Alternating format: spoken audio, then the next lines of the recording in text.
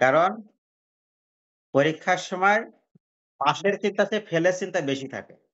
ঠিক কিনা? পাস করার চিন্তার থেকে ফেলের চিন্তা বেশি থাকে। এজন্য টেনশন হয়। যদি আমার চিন্তা থাকে যে আমি A+ পাবো, টেনশন থাকবে? থাকবে না। তাই বলা আছে সবসময় শুভ চিন্তা করার জন্য। শুভ চিন্তা। যখন শুভ চিন্তা করা হয় তখন মন স্থির থাকে। কারণ আমরা তো চিন্ময় আত্মা। আর আত্মা হচ্ছে ভগবানের দাস। মানে ভগবানের কাছে যখন ছিলাম তখন আমরা সুখ ভোগই করেছি। কখনো দুঃখ পাইনি। তাই আমাদের সবসময় আশা থাকে সুখ। যখন সুখ থাকে তখন আর কোন সমস্যা আমাদের সামনে আসে না। হ্যাঁ? তখন আমাদের মনে হয় যেন আমার কাছে সবচেয়ে সবাই সমান। সবাই সমান এরকম মনে হয় না। আমি সব সুখী। আমার কোন টেনশন নেই। যখন আমাদের কাছে টাকা থাকে তখন মনে হয় যে আমি সুখী। ঠিক আছে?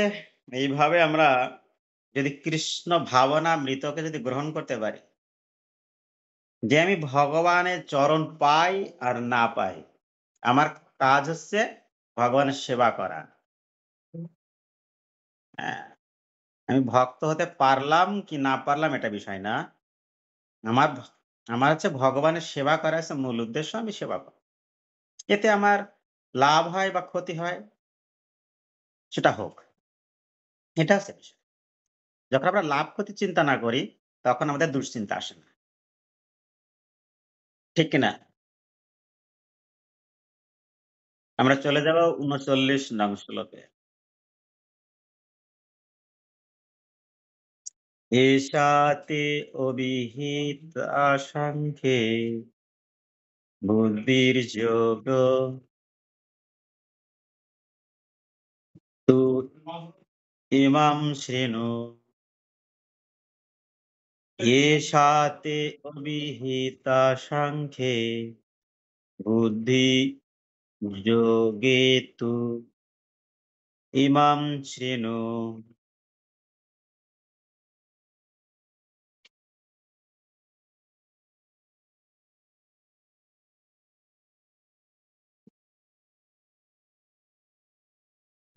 বুদ্ধ্যা উক্ত ইয়া পার্থ কর্ম বন্ধন প্রিয়াস্যসি। কি বলছে? এষা তে অভিহিতা সাংখ্যে বুদ্ধিযোগে তু ইমাম শৃণু বুদ্ধয়া যুক্তা জয়া পার্থ কর্ম বন্ধনম প্রয়াস্যসি। এষা তে অভিহিতা সাংখ্যে বুদ্ধিযোগে তু ইমাম শৃণু বুদ্ধ্যা উক্তা জয়া পার্থ কর্ম বন্ধনম প্রয়াস্যসি। দ্বিতীয় লাইন আন্ডারলাইন হবে। দ্বিতীয় লাইন সম্পূর্ণ। এটা হচ্ছে গীতার মূল প্রতিপাদ্য বিষয়। প্রতিপাদ্য মানে মূল বিষয়। সম্পূর্ণ যে গীতার যেটা মূল বিষয় আছে, এই শ্লোকটি হচ্ছে গীতার মূল বিষয়। এষা তে অভিহিতা সাংখ্যে বুদ্ধিযোগে তু ইমাম শৃণু বুদ্ধ্যা যুক্ত জয়া পার্থ কর্ম বন্ধনম প্রয়াস্যসি। উচ্চারণ ক্লিয়ার?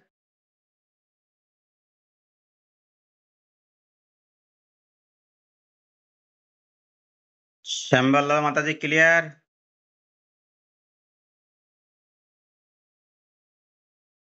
অনামিকা মাতাজি গীতা আছে কাছে?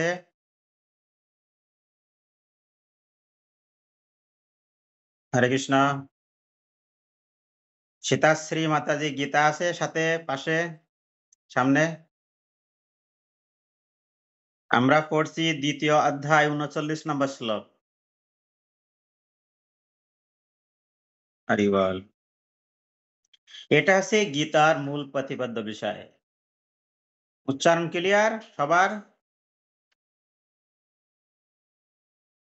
হরে কৃষ্ণ। ২য় লাইন আন্ডারলাইন হবে। বুদ্ধ্যা উক্ত জয়া পার্থ কর্ম বন্ধনম প্রয়াস্যসি। এই লাইনটা। এখানে লিখে রাখবেন যে এটা হচ্ছে গীতার প্রতিপাদ্য বিষয় পেন্সিল দিয়ে। অনুবাদ: হে পার্থ, আমি তোমাকে সাংখ্যযোগের মাধ্যমে এই জ্ঞানের কথা বললাম। কি জ্ঞান? এখন নিষ্কাম কর্ম সম্পাদনের মাধ্যমে বুদ্ধিযোগের কথা শ্রবণ করো। কি যোগ? বুদ্ধিযোগ। যার দ্বারা তুমি কর্মবন্ধন থেকে মুক্ত হতে পারবে। তাহলে কর্মবন্ধন থেকে মুক্ত হওয়া যায় কিসের মাধ্যমে? প্রশ্ন। বুদ্ধিযোগ। আর কেউ কিছু?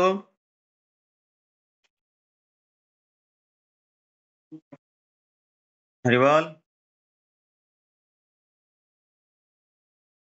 বুদ্ধিযোগ। এখন বুদ্ধিযোগ, ভগবান শ্রীকৃষ্ণ কিন্তু 18 অধ্যায়ের মধ্যে বুদ্ধিযোগ নামে কোনো অধ্যায় দেননি। দিয়েছেন? দেননি। এখন মূল বিষয় হচ্ছে বুদ্ধিযোগটা কি? বুদ্ধিযোগটা কি? এটা আমাদের বুঝতে হবে। ভগবান শ্রীকৃষ্ণ এখন সেই জ্ঞান দেবেন যে বুদ্ধিযোগ কি? হে পার্থ, আমি তোমাকে সাংখ্যযোগের মাধ্যমে এই জ্ঞানের কথা বললাম। এখন নিষ্কাম কর্ম সম্পাদনের মাধ্যমে বুদ্ধিযোগের কথা শ্রবণ করো। নিষ্কাম কর্ম সম্পাদনের মাধ্যমে বুদ্ধিযোগের কথা শ্রবণ করো। যার দ্বারা তুমি কর্মবন্ধন থেকে মুক্ত হতে পারবে। গীতার মূল প্রতিপাদ্য বিষয় আছে কর্মবন্ধন থেকে মুক্ত হওয়া। আমরা কর্মবন্ধন মুক্ত হতে পারছি না, তাই দুঃখ কষ্ট। এসেন্স অফ ভাগবত গীতা ক্লাসে আমরা জানতে পারবো কেন আমাদের দুঃখ আসছে। দুঃখ তো আমরা চাই না, কেন দুঃখ আসে।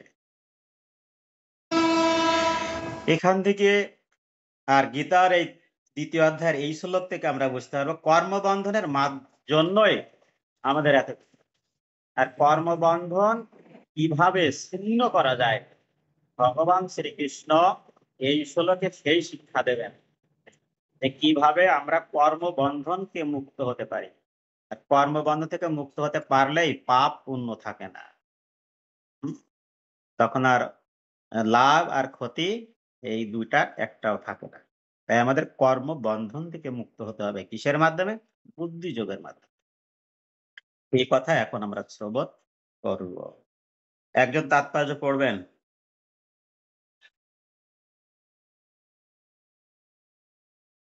পড়েন, একজন পড়েন।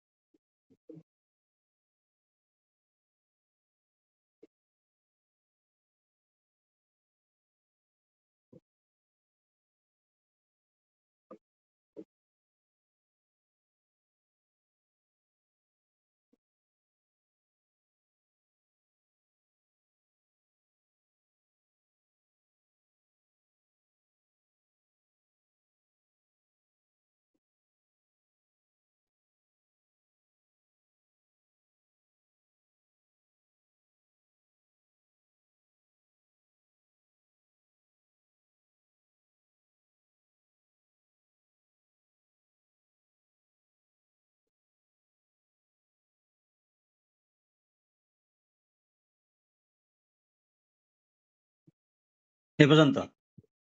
এই পর্যন্ত? ভগবান শ্রীকৃষ্ণ যা বলেছেন শ্রীল প্রভুপাদ সেটা ব্যাখ্যা করে বলছেন যে নিরুক্তি বা বৈদিক অভিধান অনুযায়ী সাংখ্য সাং- সংখ্যা কথাটির অর্থ হচ্ছে যা বিষাদ বিবরণ দেয়। কিন্তু আমরা সংখ্যা শব্দের অর্থ আমরা অঙ্কের ভাষায় বুঝি। সংখ্যা বলতে অঙ্ক, উম, ১ থেকে ১০০ পর্যন্ত বা এই এক ১ থেকে ৯ পর্যন্ত, ১ ০ থেকে ৯ পর্যন্ত হচ্ছে অঙ্ক। আর অঙ্কের মাধ্যমে যা লেখা যায় সেটা হচ্ছে সংখ্যা। এটা বুঝি তো? হরি বল। ০ থেকে ৯ পর্যন্ত হচ্ছে অঙ্ক। আর এই অঙ্কগুলোর মাধ্যমে যে যা লেখা হয় সেগুলো হচ্ছে সংখ্যা। সেটা আমরা বুঝি। কিন্তু বৈদিক বিধান অনুযায়ী এই সংখ্যা শব্দের অর্থ হচ্ছে বিষাদ বিবরণ। এটা নতুন কথা আমরা জানতে পারলাম, যা জানতাম না। সাংখ্যযোগ শুধু পড়েই যায়। সাংখ্য, ঠিক, ঠিক কিনা? সাংখ্য কি সেটা আমরা বুঝতে পারি না। যার এখান থেকে শব্দ আসে সেটা স্পিকার অফ রাখবেন। এটা আমরা বুঝতেই পারি না। তাহলে সাংখ্য শব্দের অর্থ আছে বিষাদ বিবরণ। হুম? সাংখ্য বলতে সেই দর্শনকে বোঝায় যা আত্মার স্বরূপকে বর্ণনা করে। হ্যাঁ? সাংখ্য বলতে আত্মার স্বরূপকে বর্ণনা করে। সেটা হচ্ছে সাংখ্য। আর যোগ হচ্ছে ইন্দ্রিয়গুলিকে দমন করার পন্থা। যোগ ক্লাসে, এসেন্স অফ ভগবদ গীতা ক্লাসে আমি যোগ এর কথা এবং বিয়োগের কথা একটু উল্লেখ করেছিলাম। যা ভগবানের সাথে যুক্ত করে সেটা হচ্ছে যোগ। আর বিয়োগ যা ভগবান থেকে দূরে রাখে সেটা হচ্ছে বিয়োগ। এখানে বলা হচ্ছে যে যোগ হচ্ছে ইন্দ্রিয়গুলিকে দমন করার একটা পন্থা। আর দমন করতে পারলেই ভগবানের সাথে যুক্ত হবে। আন্ডারলাইন হবে, অর্জুন যুদ্ধ না করার অভিপ্রায়টি ছিল ইন্দ্রিয় সুখ ভোগের ইচ্ছা। ইন্দ্রিয় সুখ ভোগের ইচ্ছা। তার মুখ্য কর্তব্যের কথা ভুলে গিয়ে অর্জুন যুদ্ধ থেকে বিরত হতে চেয়েছিলেন। কিন্তু অর্জুন যে বিরত হতে চেয়েছেন, এটা কি তার পক্ষে উচিত ছিল কিনা? এটা হচ্ছে মূল বিষয়।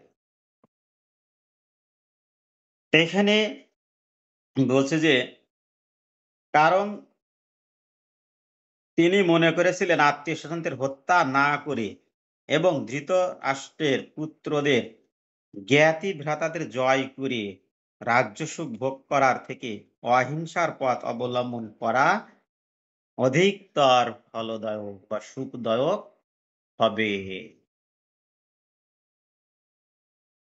এজন্য তিনি কি করলেন? অহিংসার নীতি। অহিংসা মানে হিংসা না করলে তার যুদ্ধ করা যায় না। রাগ ক্রোধ না থাকলে তার যুদ্ধ করা যায় না। তো তিনি মনে করলেন না, এদের আমি যুদ্ধ থেকেই ত্যাগ করব। যুদ্ধক্ষেত্র ত্যাগ করব। তাহলে কি হবে? আমার পিতৃ হত্যা, পিতৃসম যারা আছে তাদের হত্যা, ভীষ্মদেব তাদের আছে বরিষ্ঠ এবং তাদের পিতামহ অনেক বয়োজ্যেষ্ঠ, অনেক সম্মানীয়। তাদেরকে হত্যা করলে অপরাধ হবে, পাপ হবে। তাদের যদি হত্যা না করি তাহলে আমার সেই পাপটা হবে না। আর যদি হত্যা করি পাপ হবে, তাহলে আমার নরক ভোগ করতে হবে। এই ভয়ে অর্জুন কি মনে করল? আমি যুদ্ধ করব না।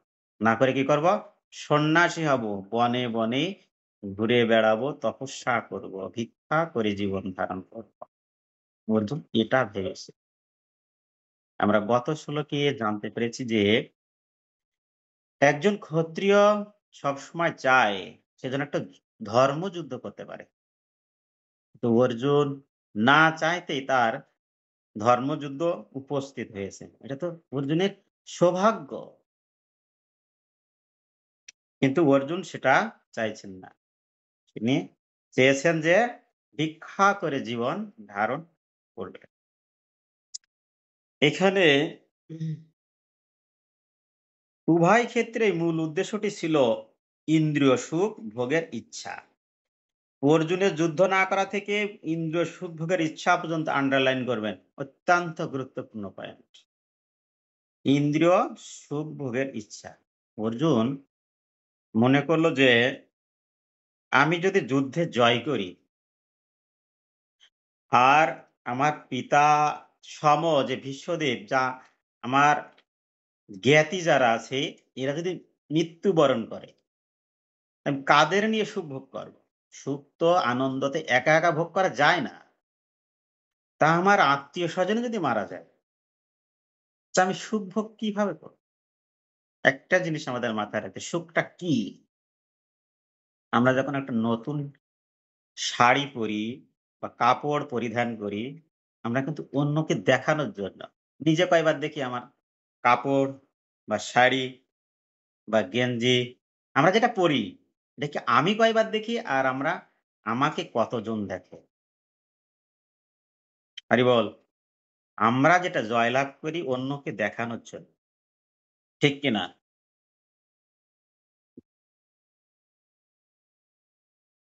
আমরা আগে যখন আমরা দোকানে আমরা ড্রেস কিনতে যাই, আমরা কিন্তু পছন্দ করি যে আমাকে কেমন দেখা যাবে। কিন্তু আমাকে যেমন দেখা যায় আমি কি দেখি? দেখি না। ঠিক তেমনই অর্জুন এখানে ভাবছে যে আমি যদি জয় করি, এই জয়টা আমি কাদের নিয়ে আনন্দ করব? কাদের দেখাবো? যদি কোন ব্যক্তি যদি বেঁচে না থাকে, আমি যে জয়লাভ করলাম, আমার যে জয়ধ্বনি দেবে কে? জয়ধ্বনি দেওয়ার জন্য কেউ থাকতে হবে। জ্ঞাতিই তো মারা যাবে। তাহলে জয়ধ্বনি দেবে কে?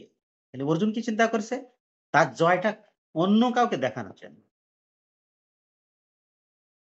যখন আমরা পরীক্ষায় রেজাল্ট ভালো করি, এই রেজাল্ট ভালো যখন করি, আমি নিজে, নিজে কিন্তু আনন্দ ভোগ করতে পারি না। যখন অন্যান্য মানুষ এসে শুনে যে, "মনি তোমার রেজাল্ট কি হয়েছে?" "এ প্লাস।"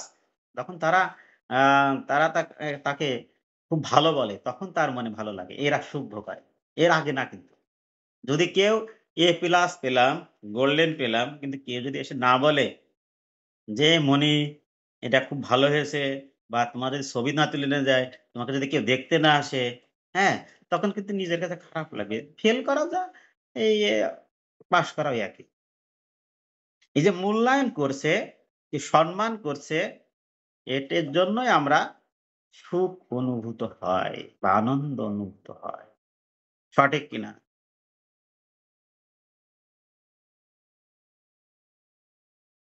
এগুলো আমাদের বেসিক নলেজ।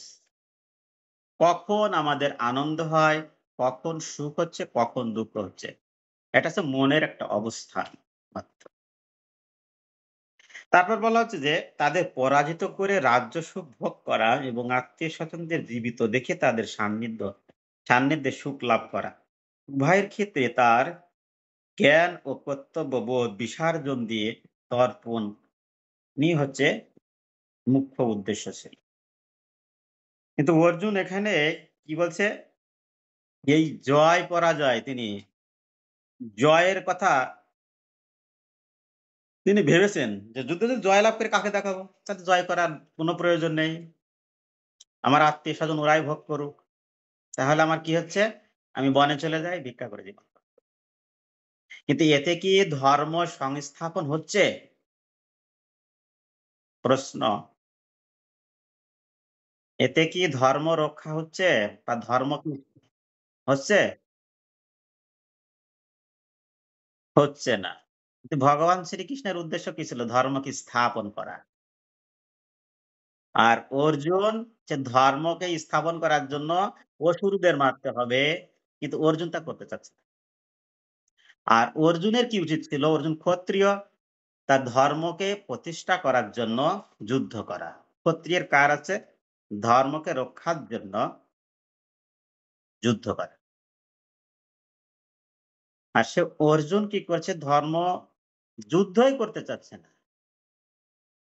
হ্যাঁ, এটা হচ্ছে মূল বিষয়। শ্রীকৃষ্ণ তাই অর্জুনকে বোঝাতে চেয়েছিলেন তার পিতামহকে হত্যা করলেও তিনি তার পিতামহের আত্মাকে বিনাশ করতে পারবেন না।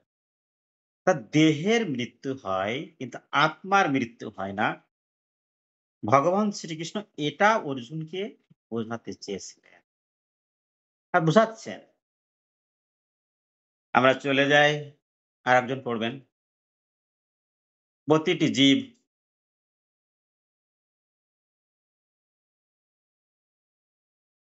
হরি বল পড়েন।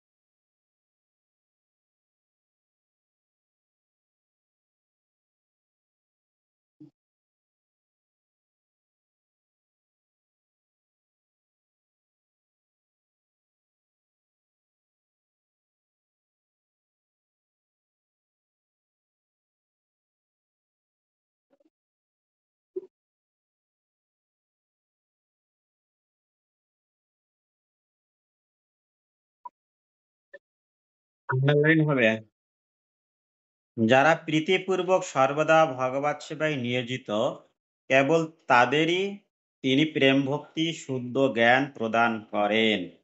এভাবে শুদ্ধ ভক্ত সহজেই চির আনন্দময় ভগবানের রাজ্যে তার কাছে পৌঁছাতে পারেন। এই পর্যন্ত আন্ডারলাইন হবে। ঠিক আছে? আমি এ পর্যন্ত থাকবে। বলা হচ্ছে যে এখানে ভগবান তাকেই প্রীতিপূর্বক সর্বদা ভগবৎ সেবায় নিয়োজিত করেন, যিনি ভগবানের সেবা করতে চান। এই যে আমরা ক্লাস করছি, গীতা ক্লাস করছি, এসেন্স অফ ভাগবত ক্লাস করছি, বিভিন্ন জব ক্লাস করি, তারপর বিভিন্ন গ্রন্থ পাঠ করি। এর মূল উদ্দেশ্য কি? কে বলতে পারবেন? হরি বল। ভুল হোক, সমস্যা নেই।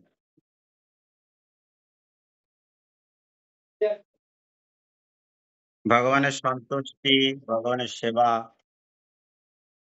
ভগবান তখনই সন্তুষ্ট হন। হরি বল। ঠিক আছে, সবটা ঠিক আছে।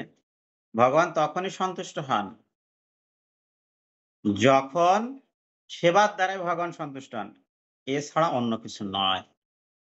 যেকোনো ব্যক্তি সেবার দ্বারাই সন্তুষ্ট হন।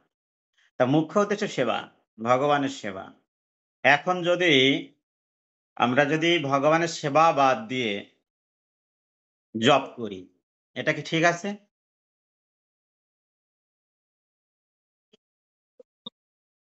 ঠিক আছে। আর কেউ? ভগবানের সেবা বাদ দিয়ে যদি সেবার সময় আমরা জপ করি, সেটা কতটুকু যুক্তিসঙ্গত? সেটা আমরা বিশ্লেষণ করব।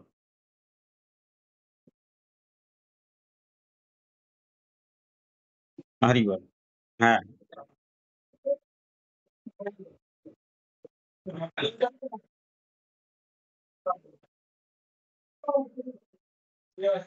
সেটা আমরা ৩য় অধ্যায় ১ নাম্বার শ্লোকে পাবো।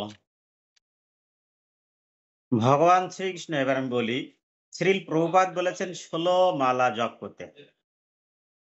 শ্রীল প্রভুপাদ বলেছেন যে নির্দিষ্ট সংখ্যক জপ করতে প্রতিনিয়ত। কিন্তু সেবা বাদ দিয়ে আগে ১৬ মালা জপ পূরণ হওয়ার পরে সেবা দেখা যাচ্ছে ১৬ মালার চেয়ে আমরা বেশি জপ করছি। এতে কি হয়? জপটা হচ্ছে নিজের আত্মশুদ্ধি হয়। আর সেবাটা কি ১৬ মালা তো করতে হবে বাধ্যতামূলক। তারপর সেবা। কিন্তু সেই ১৬ মালা করার পর আরো জপ করছি, জপ করছি আর জপ করছি। কিন্তু ভগবানের সেবা করছি না। এটা কিন্তু কখনোই উচিত নয়। কারণ সেবা বলতে কি? ভগবানের জন্য রন্ধন করা, ভগবানের জন্য মালা গাঁথা, ভগবানের বাসন সেবা বাসন পরিষ্কার করা, ভগবানের অ্যা মন্দির পরিষ্কার করা, ভগবানের জন্য যে যেগুলো ভগবানের প্রয়োজন নিত্য, সেগুলো কিন্তু সেবা। সেইগুলো যদি আমরা না করি, তখন কিন্তু জপ আমাদের বাধা হয়ে দাঁড়াবে। আমাদের জপ করার মূল উদ্দেশ্য কি? ভগবানের সেবা করার অধিকার পাওয়া। কারণ আমরা যদি জপ করি আমাদের দেহ মন শুদ্ধ হবে। আর শুদ্ধ কেন করব? ভগবানের সেবা করার জন্য। মানে ভগবানের সেবায় যেন আমাদের মন থাকে। এইজন্য, এইজন্য মন এবং দেহকে শুদ্ধ করার জন্য। এজন্য নির্দিষ্ট সংখ্যক অবশ্যই জপ করা লাগবে।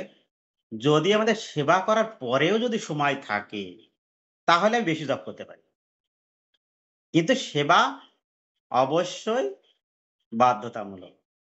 আমরা সেবা করার জন্যই কিন্তু এই জব করছি, ক্লাস করছি। সবকিছু কিন্তু সেবার জন্য। ভগবানের সেবাধিকার জন্য। সেবাটা কি? দেখা যাচ্ছে ভগবানের আমরা সাধারণত ৮ বার ভোগ নিবেদন করি মন্দিরে। গৃহে আমরা ৩ বার ভোগ নিবেদন করি। ভগবানের স্নান অর্চনটা আমরা করি। এই যে অর্চন বাদ দিয়ে যদি আমি জপ করি, তাহলে কি হবে? অর্চন মানে স্নান। হরে কৃষ্ণ।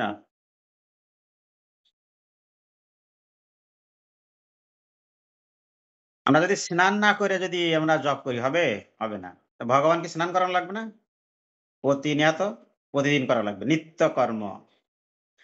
ভগবানের ভোগ নিবেদনের জন্য রান্না করা লাগবে না? নাকি রান্না না করে আমরা জপ করব এই সময়? হবে? রান্না করতে।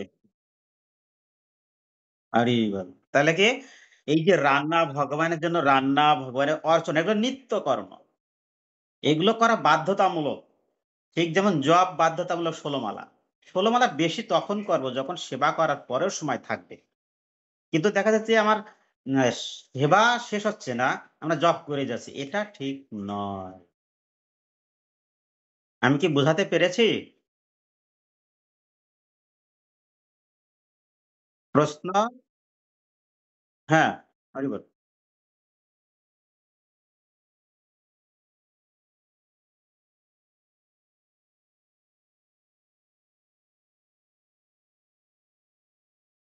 হ্যাঁ, হরি বল। সুন্দর প্রশ্ন।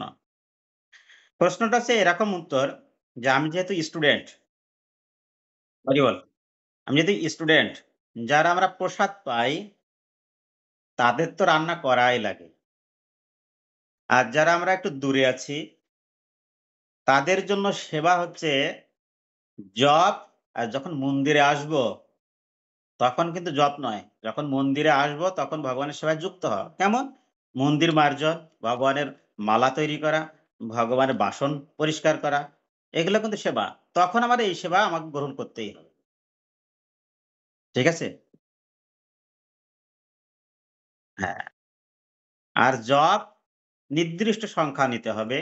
অনেকে দেখা যাচ্ছে ২ মালা, ৪ মালা, ৬ মালা, ৮ মালা, ১০ মালা, ১৬ মালা। ১৬ মালা আমার শেষ করতেই হবে, সেবা আমার করতে হবে। দিনের মধ্যে ১৬ মালা বাধ্যতামূলক, ১৬ মাস শেষ করা লাগবে। তারপরে সেবা। তারপরে না, সেবা আমার আগে করতে হবে, তারপরে ১৬ মালা বাধ্যতামূলক পূরণ করতে হবে। সেবার পরেও যদি সময় থাকে, তারপর আমি আবার জব করতে পারি। এটা হচ্ছে মূল বিষয়। বুঝা গেল? শ্যামবল্লভা মাতাজি।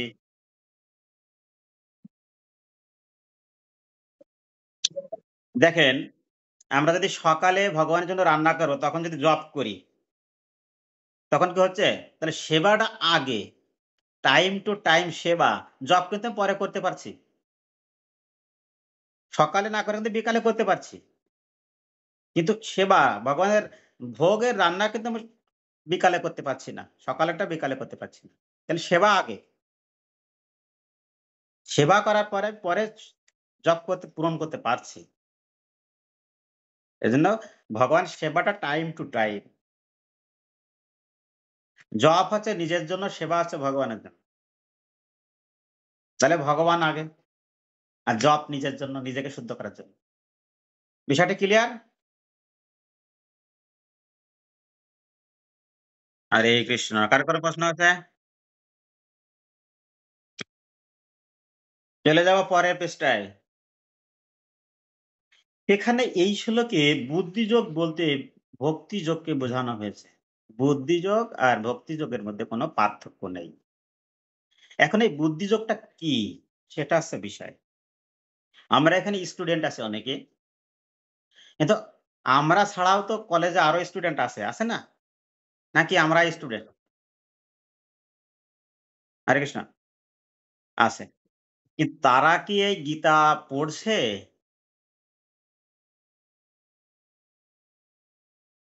সবাই কিন্তু পড়ছে না। আমরা পড়ছি কেন? বুদ্ধি খাটিয়ে আমরা সময় করে নিয়েছি এই সময় ক্লাসটা করব। আমাদেরও কিন্তু অন্যান্য পড়া আছে। কিন্তু আমরা ওই পড়াটা পরে করছি। এই সময়টা আমরা ঠিক রাখছি যে গীতা ক্লাসটা করার জন্য আমরা এই সময়টা অন্য কাজ পরে করব, আগে এটা করব। কিন্তু ওই কাজটা কিন্তু এই সময় করতে পারতাম আমরা। কিন্তু তা করছি না। এই যে বুদ্ধি খাটিয়ে আমরা ওই কাজটা পরে করব আর এই কাজটা আগে করব। এই যে বুদ্ধি খাটিয়ে ভগবত সেবায় যুক্ত হচ্ছি, এটা হচ্ছে বুদ্ধিযোগ। আমি কি বোঝাতে পারলাম? হরে কৃষ্ণ। আমাদের অনেক সময় পরীক্ষা থাকে, অনেক সময় স্কুলের পড়া থাকে, কলেজের পড়া থাকে, সামনে পরীক্ষা। কিন্তু আমরা কি করছি?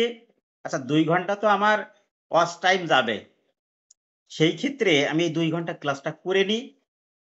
করে তারপরে আমি ক্লাসের পড়া করব।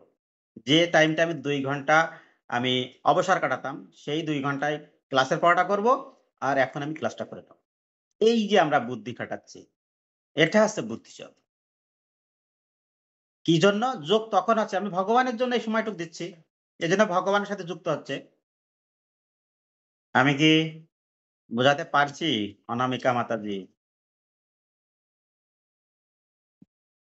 বোঝা যাচ্ছে? হরি বল। এইভাবে আমরা যখন বুদ্ধি খাটিয়ে ভগবানের জন্য সময় করে নিই, সেটা হচ্ছে বুদ্ধিযোগ।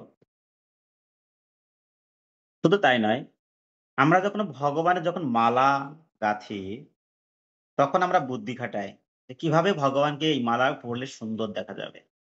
তাহলে আমরা কি যখন লকেট তৈরি করি মালার, তাহলে লকেটে আমরা কি গোলাপ দিই। তাহলে যখন না লকেটে গোলাপ দেব তখন ভগবানকে সুন্দর দেখা যাবে। এই যে আমরা বুদ্ধি খাটাচ্ছি, এটা হচ্ছে বুদ্ধিযোগ। বুদ্ধি বুদ্ধি খাটিয়ে যে ভগবানের সেবায় নিজেকে যুক্ত করাই হচ্ছে বুদ্ধিযোগ। ঠিক আছে? আমি বল? অনেক সময় আমরা দেখা যাচ্ছে বুদ্ধি খাটিয়ে কিন্তু চুরিও করা যায়। যায় কিনা? সেটা কিন্তু ভগবানের জন্য হচ্ছে না। সেটা কিন্তু ভগবানের জন্য হচ্ছে না। তাই সেটা বুদ্ধিযোগ নয়। এটা হচ্ছে কুকর্ম।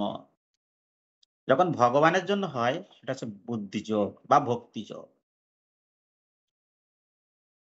এখানে সাংখ্য অর্থে নিঃস্বারবাদী ভণ্ড কপিলের সাংখ্যকে বোঝানো হয়নি। কপিল ২ জন। একটা হচ্ছে ভগবানের অবতার, আরেকজন হচ্ছে ভণ্ড কপিল। তাই এখানে বলা হয়েছে ভণ্ড কপিলের সাংখ্যকে বোঝানো হয়নি। তাই কারো এখানে উল্লেখিত সাংখ্যযোগের সঙ্গে নিরেশ্বরবাদী সাংখ্যের কোনো সম্পর্ক রয়েছে বলে ভুল বোঝা উচিত নয়। আর তাছাড়া ভগবান শ্রীকৃষ্ণ যে সময়ে ভগবদ্গীতা বলেছিলেন, তখন সেই দর্শনের কোনো প্রভাবই ছিল না। ভগবান শ্রীকৃষ্ণ গীতা কি এখন বলেছেন?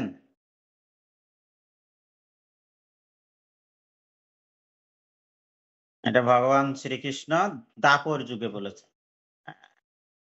এই ধরনের নাস্তিক কল্পনাপ্রসূত দর্শনের উল্লেখ করা কোনো প্রয়োজনই শ্রীকৃষ্ণের ছিল না।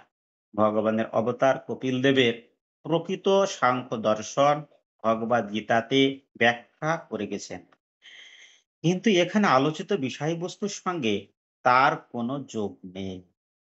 সাংখ্য বলতে এখানে দেহ ও আত্মার বিশ্লেষাত্মক বিবরণের কথা বলা হয়েছে। আন্ডারলাইন হবে। সাংখ্য বলতে এখানে দেহ ও আত্মার বিশ্লেষাত্মক বিবরণের কথা বলা হয়েছে। আন্ডারলাইন হবে এই লাইনটা। ভগবান শ্রীকৃষ্ণ এখানে অর্জুনকে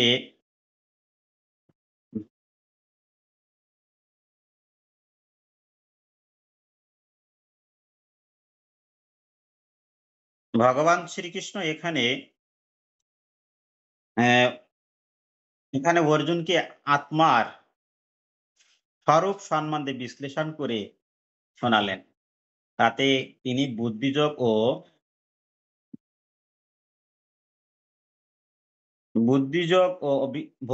বুদ্ধিযোগ বা ভক্তিযোগের স্তরে উন্নীত হতে পারেন। প্রকৃতপক্ষে ভগবান শ্রীকৃষ্ণের সাংখ্যের সঙ্গে ভগবদ গীতাতে বর্ণিত কপিল দেবের সাংখ্যের মধ্যে কোনো প্রভেদ নেই। অর্থাৎ কপিল দেব তো ভগবানের অবতার। তাই কপিল দেবের যে সাংখ্যযোগ আর ভগবান শ্রীকৃষ্ণের সাংখ্যযোগ একই।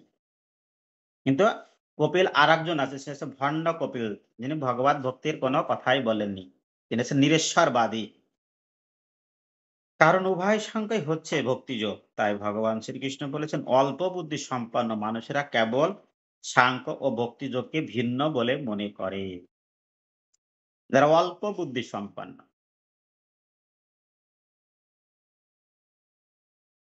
নাস্তিক কপিলের সাংখ্যযোগের সঙ্গে ভক্তিযোগের অবশ্যই কোনো সম্পর্ক নেই। তবুও ভগবদ গীতায় নাস্তিক সাংখ্যযোগের উল্লেখ করা হয়েছে বলে কিছু বুদ্ধিহীন লোক দাবি করেন। আন্ডারলাইন হবে পরে।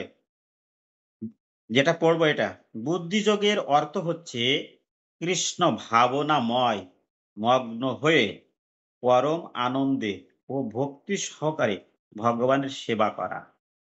ভগবানের তৃপ্তি সাধন করার জন্য কেউ যখন কর্ম সম্পাদন করেন, তা যতই কষ্টকর হোক না কেন, বুদ্ধিযোগের মাধ্যমে সাধন করার ফলে তিনি সর্বদা অপ্রাকৃত আনন্দে মগ্ন থাকেন।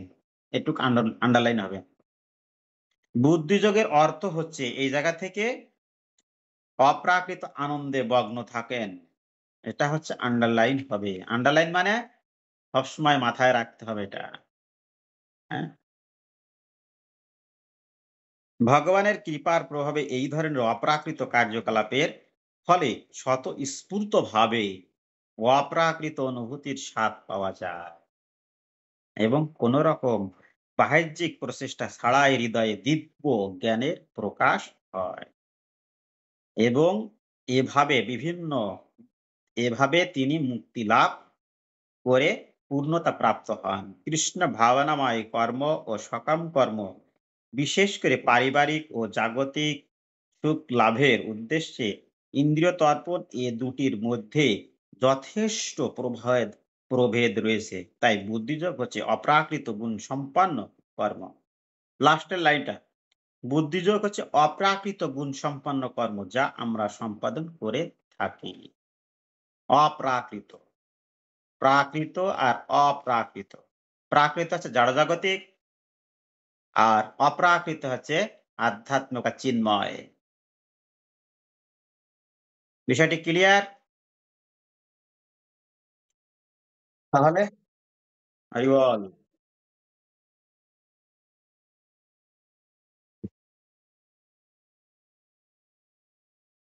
নাস্তিক কপিল ইনি হচ্ছে নিরেশ্বরবাদী, অর্থাৎ ভগবানকে দেখা যায় না।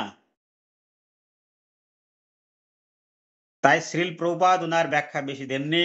শুধুমাত্র উদাহরণের জন্য নাস্তিক কপিলের কথা বলা হয়েছে। নিরেশ্বরবাদী মানে ঈশ্বরকে উনি দেখা যায় না।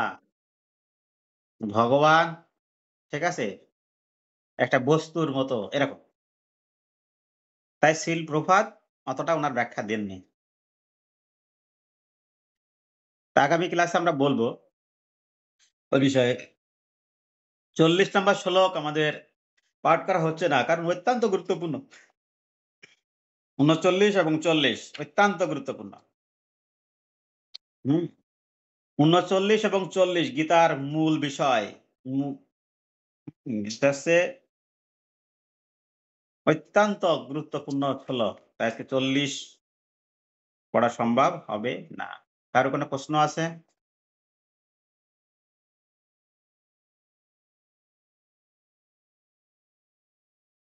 কারো কোনো প্রশ্ন আছে? অনামিকা মাতাজি কোনো প্রশ্ন আছে? শ্যামবল্লভা মাতাজি কোনো প্রশ্ন আছে? রাহুল প্রভু কোনো প্রশ্ন আছে?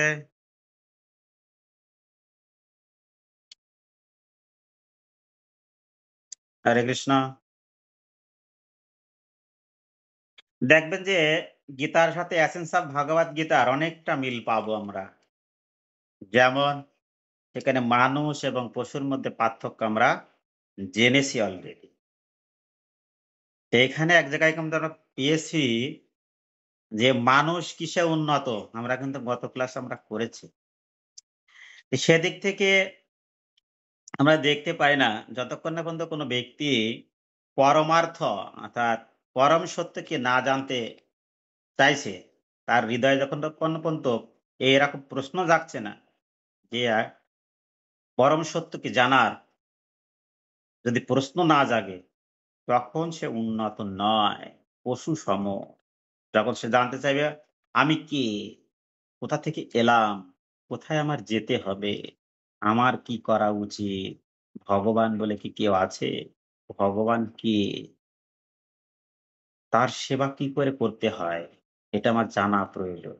এই প্রশ্নগুলো যখন তার হৃদয়ে জাগরিত হবে, তখন সে পশুর থেকে উন্নত। মানুষ তখন পশুর থেকে এই পার্থক্যটা নির্ণয় করবে। এটা আমরা সামারিটা আমরা করে নিই। ১ম পর্বের সামারিটা আমরা ২য় ক্লাসের ২য় পর্বে ১ম এ আমরা সামারি করে নেব। যে কিভাবে আমরা জ্ঞানটা অর্জন করব। মানুষ আর পশুর মধ্যে যে পার্থক্য আমরা জেনেছি ইতিমধ্যে, কিন্তু সামারিটা আমরা করে নিই। সামারিটা আগামী ক্লাসে আমরা করে নেব। আরো আমরা কি পেয়েছি? জ্ঞান কি? জ্ঞানের আসলে জ্ঞানটা কি? বিজ্ঞানটা কি? এটা আমরা পেয়েছি। হ্যাঁ? আরো কি পেয়েছি? রাহুল ভাই বলতে পারবেন? আর কি পেয়েছি আমরা?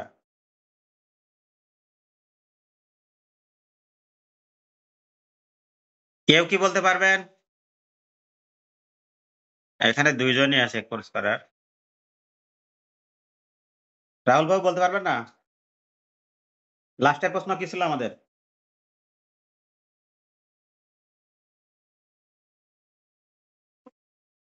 হ্যাঁ, জ্ঞান লাভের পদ্ধতি আমরা কিভাবে জ্ঞান লাভ করব? হ্যাঁ? কি ছিল? জ্ঞান লাভের পন্থা, আরোহণ, অবরোহণ কোনটা আমরা গ্রহণ করব জ্ঞান লাভের জন্য? এগুলো তো আমরা পেয়েছি। কোনটা গ্রহণ করব? জ্ঞান লাভের পদ্ধতি। হ্যাঁ, গুরু পরম্পরা কি? গুরু পরম্পরার প্রয়োজন কি? হ্যাঁ? হরি বল? এইভাবে আমরা কিন্তু পর্ব অনুযায়ী আমরা ক্লাস করছি, আমরা জানতে পারবো। যখন আমি সামারাইজ করে দেব, তখন দেখবে যে সারা জীবনের মতো ব্রেইনে থেকে যাবে। যখন সামারাইজটা করে দেব। এজন্য ২য় ক্লাসটা কেউ কিন্তু মিস করবেন না। আমি সামারি করিনি। কথা আসছে না? নেট কানেকশনের জন্য। ২য় ক্লাসটি কেউ মিস করবেন না। ২য় ক্লাসে ১ম ক্লাসে সামারি নেট প্রবলেম। হ্যাঁ, এবার শোনা যাচ্ছে?